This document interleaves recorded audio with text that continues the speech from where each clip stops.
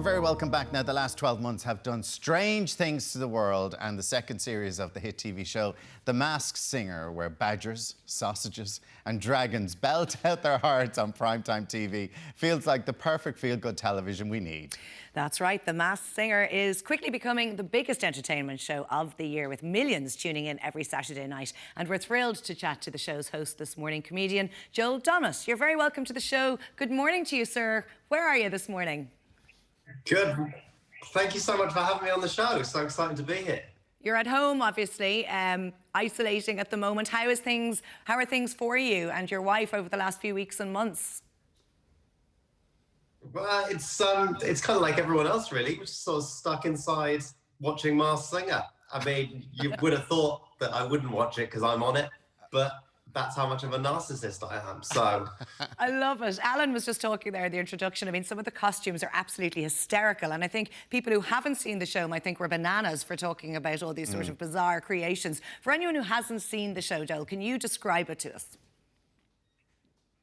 Oh, it's just, it's mad. It's like an absolute insult on the senses, but it's so simple. It's just, it's exactly what's in the title. It's masked singers.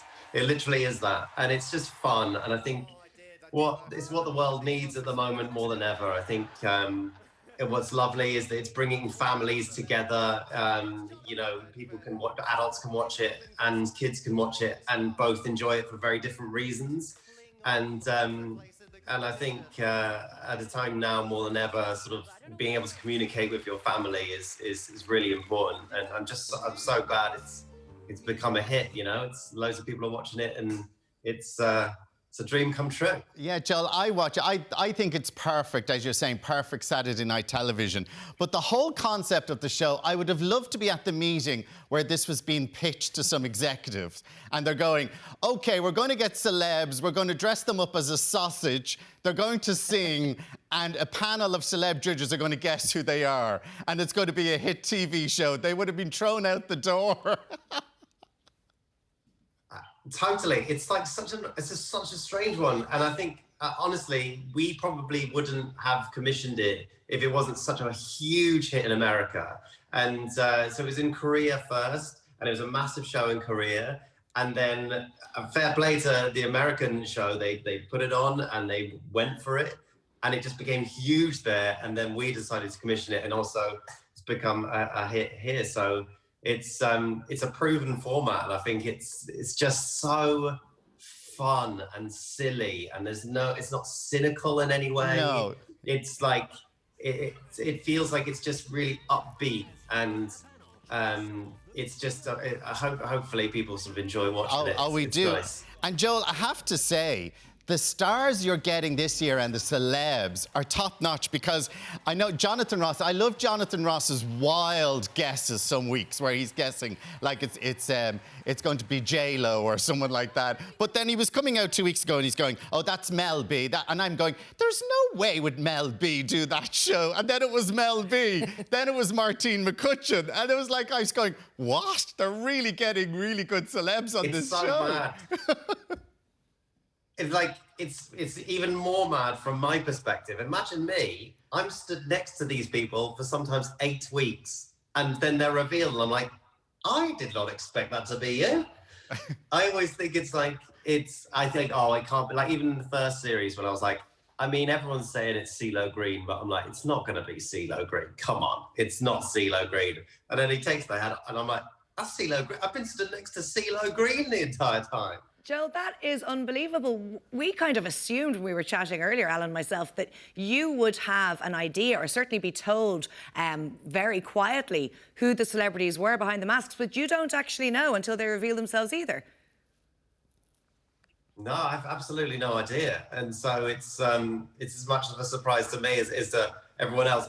I've often got less of an idea because, you know, I'm presenting the show, so I'm kind of off sort of thinking about what my next link is or whatever I'm doing, and the judges are actually doing good guesses and doing the work, whereas I'm not, and I'm terrible at guessing. Whereas so I'm often just completely in the dark. It's like in the first series, you know, I sort of knew everyone apart from I don't really know politics. So I was this politician, and he was the Egyptian, and they're like, take it off, and he takes off the hat. And the producer in my ear says, "It's Alan Johnson." And I go, "Oh my God, it's Alan Johnson!" In my head, I'm like, "Who? Who the hell is Alan Johnson?" Panic. But I suppose it's good that you don't know, and it adds to the whole thing. Yeah, I think it really helps. I think this show is completely shrouded in mystery, and I think a big part of it is the way that we make it. Is that secrecy is really enforced. I think like none of the crew. I think there's about six or seven crew members that know, and that's like including producers. So I think it's the secrecy is really important, and also what I love is that you'll know this being television yourselves. It's like the crew really enjoy making it, and because they're playing along too, and so they then go home and they sort of go like, "Oh, I think it's this person. I think it's this person." We're all talking. And it just sort of spreads throughout the industry, and I think it's really fun to work on and fun to watch. And you can see how much you enjoy working on it. And as an entertainer, it must be so enjoyable to work in front of a live studio audience, certainly over the last year when you've not been able to do that. You've not been able to get on stage as a comedian, but you do have a gig coming up later on this year here in Dublin. So tell us all about it. Yeah, I'm so unbelievably excited just to get back out and do gigs again and do stand-up, and especially coming to Dublin. For me, like, the Olympia Theatre is one of the best theatres in the entire world. It's beautiful. I love Dublin a lot, so it's really exciting to get back on the road. We're starting up again in October, and it's, I mean, I'm going to be telling jokes, but potentially I might just stand there for an hour and a half and cry because I'm so happy. We'll see. Joel, Either way, it'll be entertaining. Are you working on the material at the moment, or have you got the show practically ready? Because I'm assuming you would have been out on tour last year. Yeah, so it's basically it was all written, and then it got postponed and sort of pushed back because of the pandemic. So but now I feel like the references have all changed a lot. Yeah. So that's the difficult part, is that the whole show was about me getting married and proposing and all of this stuff. But now when I go back on tour, it's going to be like, oh, that was like 2 years ago. So I feel like everyone's references have now changed to, instead of talking about big wild references or like being like, oh, I was on the bus on my way to this. Now it's more like, I've got to unload the dishwasher again, for the third time today. That's more everyone's references. Speaking of getting hitched, your lovely wife, Hannah, celebrated her birthday in lockdown only last month, a big 3-0. Did you manage to have a quiet celebration? He was very romantic. I was very impressed, Joel. You were being very romantic with her. Massages and everything. Oh, wow. Tell us more. Yeah, well, there's a lot of pressure on a lockdown yes, birthday. but you can't have a party. There really is, and there's no way to. I mean, there literally is nowhere to escape. So you have to entertain, and you can't just book a table at their favorite restaurant. You've got to go for it. And so I planned this whole thing. I planned a full spa appointment where I changed the spare room into a spa room, very clever, and did a full hour massage.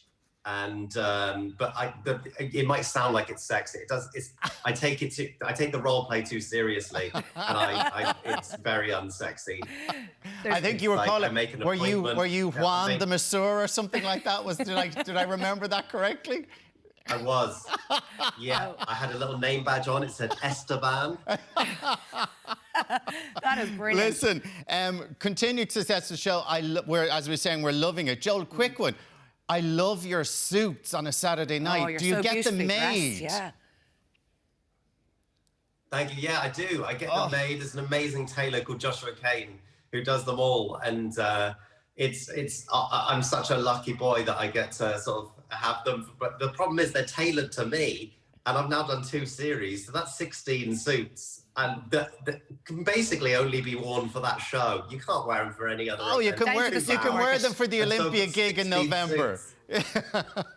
Joel, it's been so lovely There we go. chatting to you this morning. You wear those suits very well. Continued success for the gig in November, and of course for the remainder of The Masked Singer as well. We're thoroughly enjoying it. Thanks for joining us. Thanks so much for having me. I'll see you in November. See you. Take care, Joel. He's a lovely guy. Now, and a reminder that tickets for Joel's show at the Olympia Theatre in November are on sale now at Ticketmaster. And you can catch The Masked Singer right here on Virgin Media 1 tomorrow night at 7 o'clock. We're going to take a quick break now. Join us for more Ireland AM shortly.